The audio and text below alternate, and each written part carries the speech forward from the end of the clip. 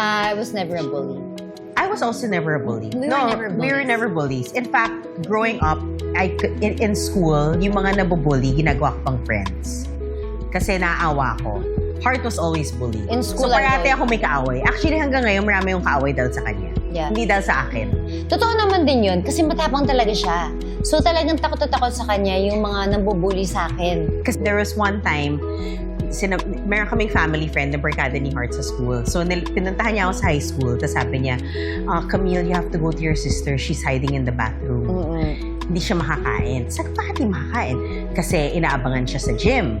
So, Abangan pupunta nila ako sa ako. CR, sa grade school department, and then, I'd get her, and then, anahin ko, and then, yun na. So, ako na yung pumunta sa gym. Siyempre, inaway ko lahat ng kaaway niya.